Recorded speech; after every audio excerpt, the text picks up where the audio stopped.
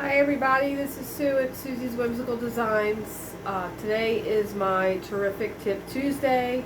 I always jump on every Tuesday, give you a quick video of some tips that I think will be useful for you if you like to do painting.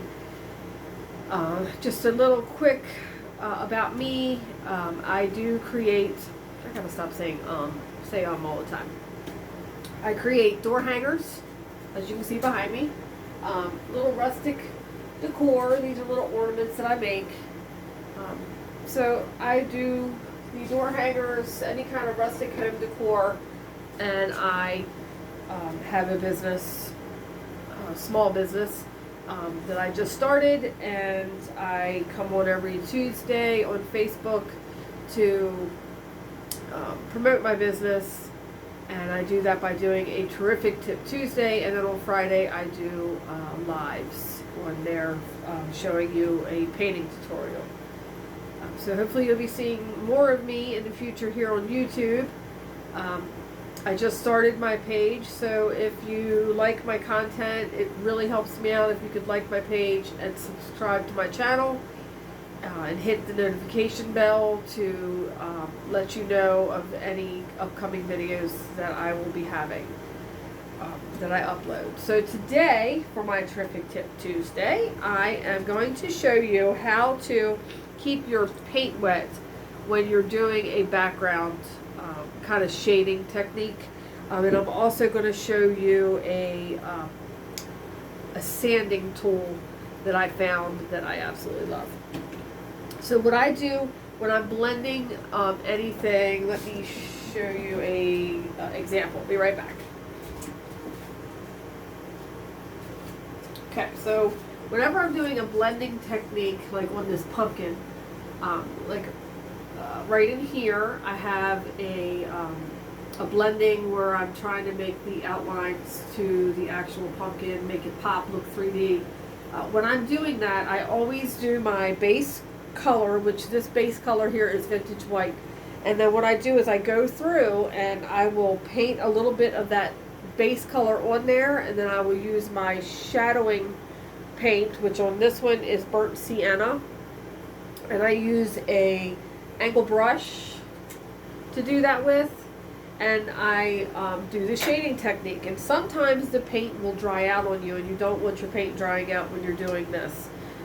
Because it'll drag and it just won't blend as well. And what I do, and this is with anything, not just with shadowing or blending, this is also with putting on like a very large area of base coloring to get it to stretch so you're not dragging your brush through. I have learned that if you just take a bottle, squirt bottle, this happens to be an old perfume bottle. Let me put this down real quick. An old perfume bottle, or you can actually at Dollar Tree, you can get these little, I think there's a set of 3 in each pack from Dollar Tree. These little squirt bottles, they're awesome. Or if you don't, I mean, they're only $1, but if you don't want to spend that $1, you can always just recycle from an old bottle. And then I fill them with water, and then what I do is if I feel that I'm getting real dried out with my paint, I will then spray it, spray a couple sprays onto the, not a lot, because you don't want to water down your paint too much, but I'll spray a couple sprays, and it'll kind of thin that out and give you a little bit of extra time, in case you don't want to use a medium. A medium is what will lengthen the wetness of your paint, but I can't talk today for some reason.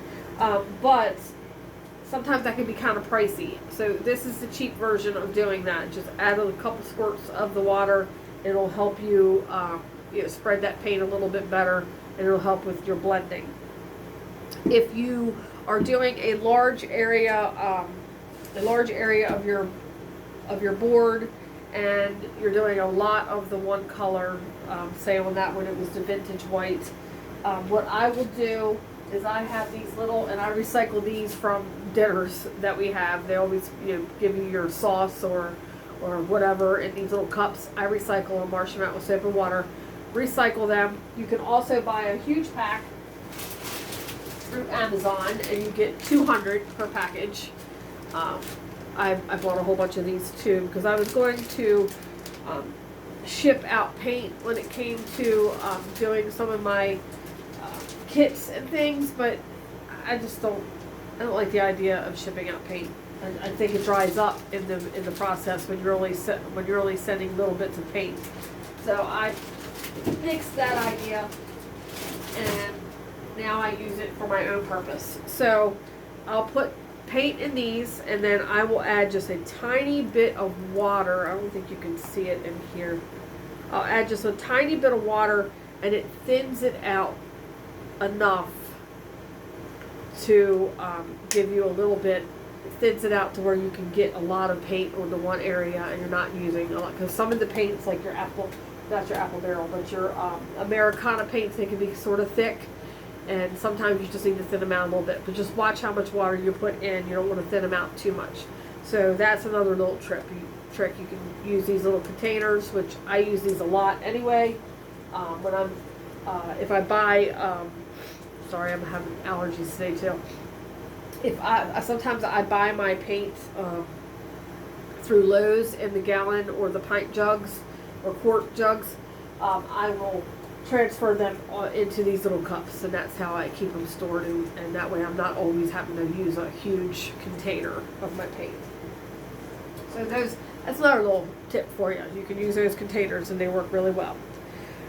The next thing that I found for when you're cutting your wood and you have to sand it, sand the edges down, I have been using an electric sander to do these, and by the end of the day I'm exhausted and my hands hurt so bad from that vibration of that sander going back and forth, and it drives me nuts. So I found these. I saw this probably on YouTube. I think I saw this idea, and I switched over. At the Dollar Tree, you can get these little sanding sponges, and you can either use them wet or dry, but of course on this kind of material, on the wood, I would not suggest using them as wet, just dry. One side is, let me pull this wrapper off for you. One side is a medium coarse. Your medium coarse is on this side, and then your finer side is over here. And I have been using this, and yes, it's probably a little bit more work as far as the length of time it takes to sand your project, but I have found that these sand so much better, and they get into the crevices that sometimes you can't get into with an electric sander. I mean, this one is pretty straightforward, design, but in some of these little areas down in here, you can really, it's a sponge, so you can really push down in there, and you can really get into them areas to sand. And it has just been a lifesaver for me. So for $1, you can get these at Dollar Tree, and they're called sanding sponges, and they're in the tool area of Dollar Tree, and they have been a lifesaver for me. So, quick little tip. These are the best thing ever.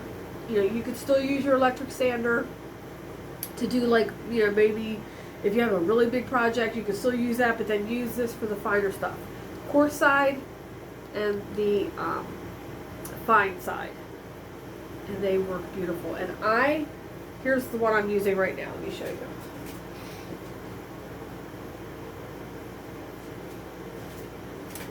As you can see, it's well loved. But I have used this probably on 10 or 15 door hangers that I've made, both sides. And I still have a lot of life left in this sponge for $1. You can't beat it. So, if this is something that you do, and this is, and the sanding, for me, I have had carpal tunnel in both my hands. I've had surgery, and I don't want to do it again. So, that electric sander just kills my hands, and I'm just exhausted by the end of the day. So I found these, and they are awesome. So those are my 2 tips for today. Please, if you like what you see, like it, subscribe to my page, and hit that little notification bell, and you will be notified when I upload another video. Okay? You have yourself a great day, and I will see you soon. Bye.